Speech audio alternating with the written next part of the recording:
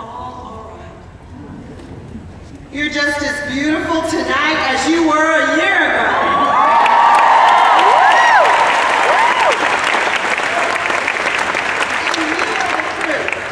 And you are the proof that the people's filibuster will never be forgotten. You're the proof.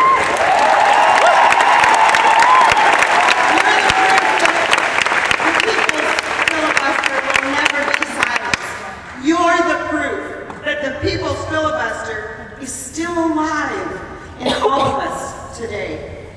You know, we bonded that night, and I know that you bonded through the hours that you waited to testify and then were denied your voices. I know that you formed friendships with people from across this state who came to the Capitol because that's what you do in a representative democracy.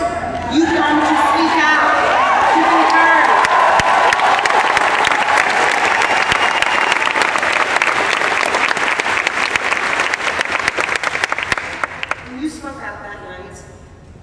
We have an unspoken pact, all of us, with each other. Yes, we do. That we're going to be the unruly mob for as long as it takes.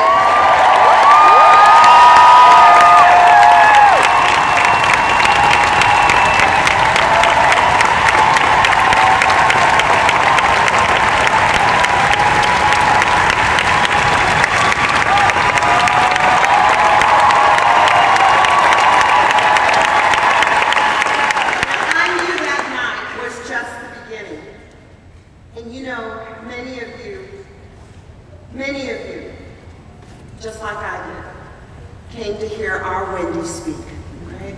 You came to hear Wendy because it was her voice. It was the filibuster that she started, but it was the filibuster that the people ended.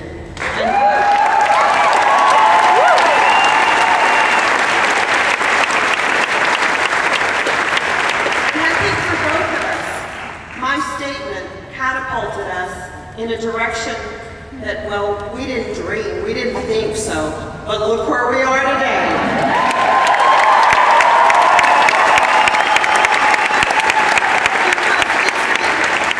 You see, it's bigger than the two of us.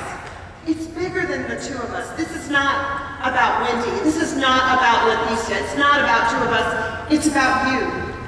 It's about the people, it's about women, and it's about the men who love the women in their lives.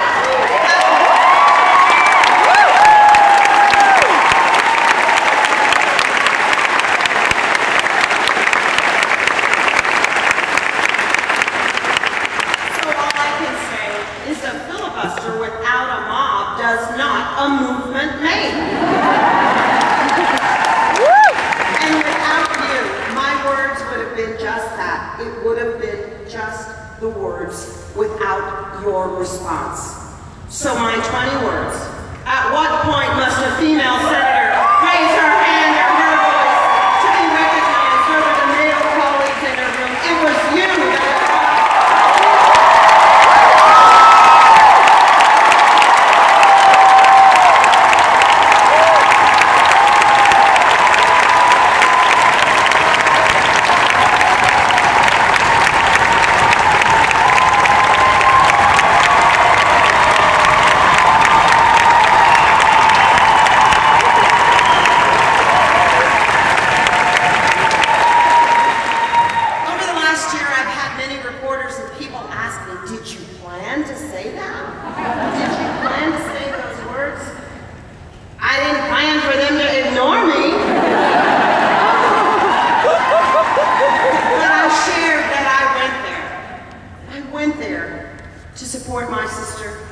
Wendy.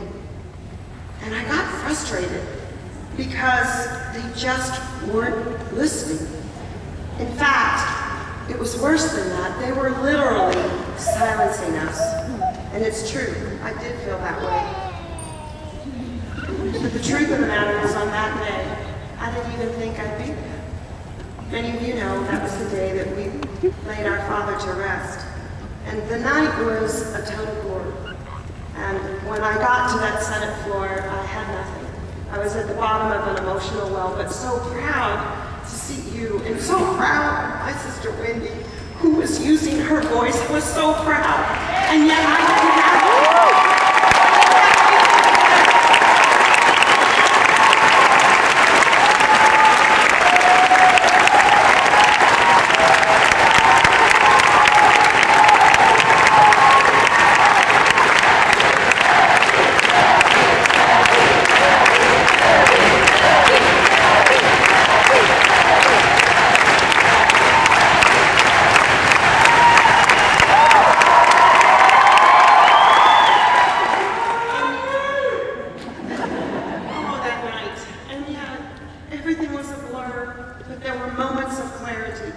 And the moments of clarity came from my sisters, and my sisters in the legislature, with Judah Saffarini, and with Sylvia Garcia,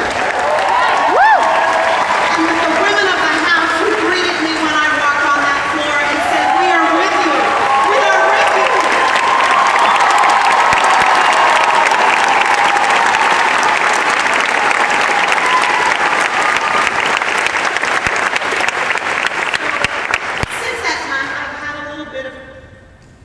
To reflect on those words, and this is what I know now.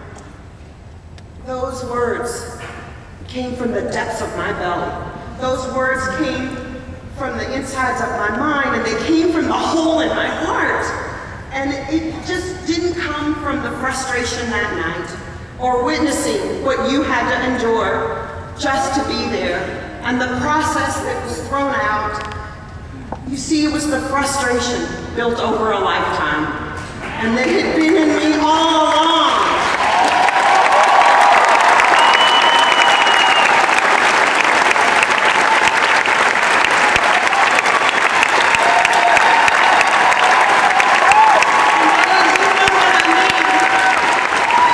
My sisters, you know what I mean.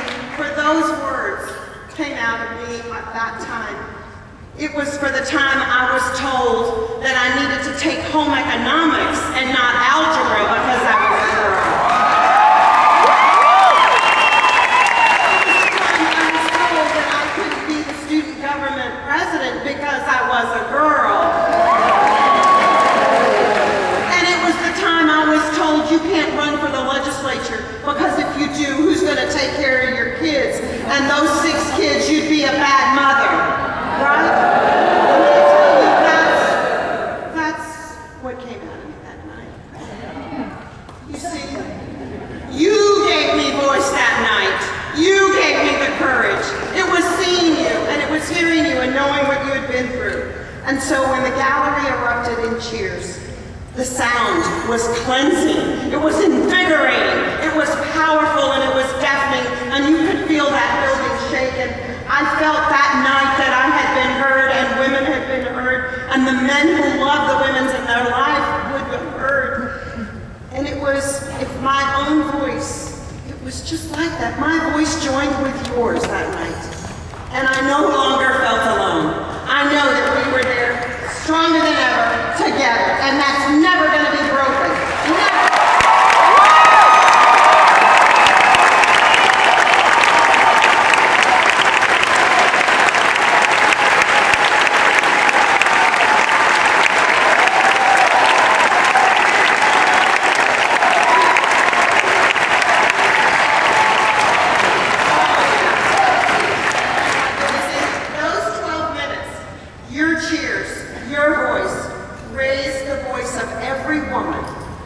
And those hundreds of thousands that were looking online that, by the way, we never knew of, we didn't know that there were people even looking online, and it was, you were raising the voice of every woman who had been looked over for a promotion, even though she knew she was more qualified at the job, right?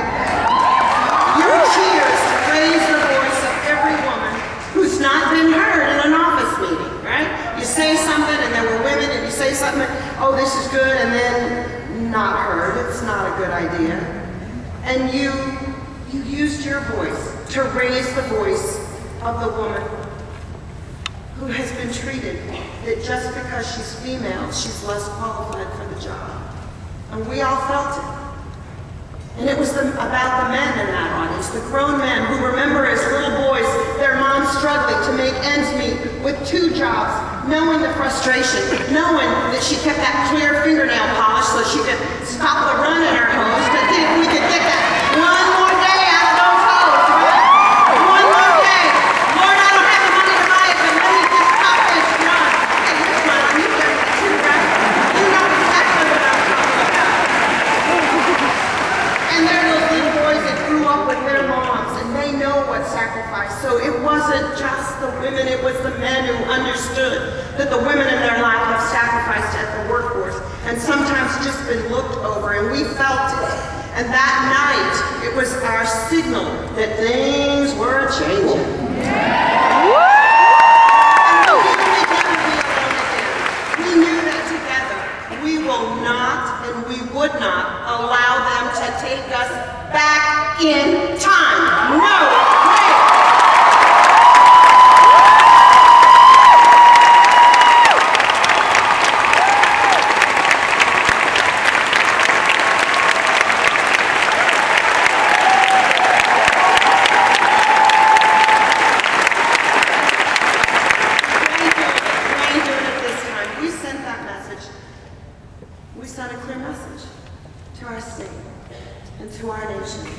And even those around the world, that women just would no longer tolerate not being valued, not being listened to. And we would no longer tolerate their lack of trust for our ability to make our own decisions in our personal lives.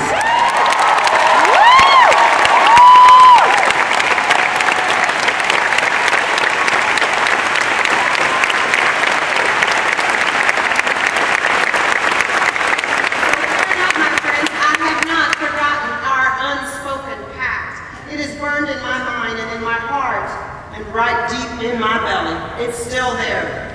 And it's now a strong and a bright flame. And it says to me, at what point must a female senator raise her hand or her voice to be heard over the male colleagues in the room? Every single word, it means it.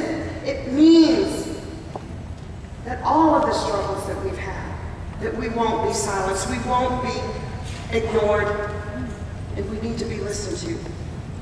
And you know what? They still don't understand. Bless their hearts.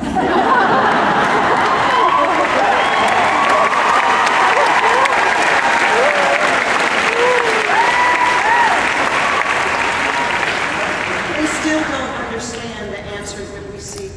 The answers that we seek for ourselves and for the women in our lives. Our grandmothers and our mothers and our sisters and our cousins. You know, it's about our daughters. It's about my daughter. It's about my granddaughter. And they just don't get it.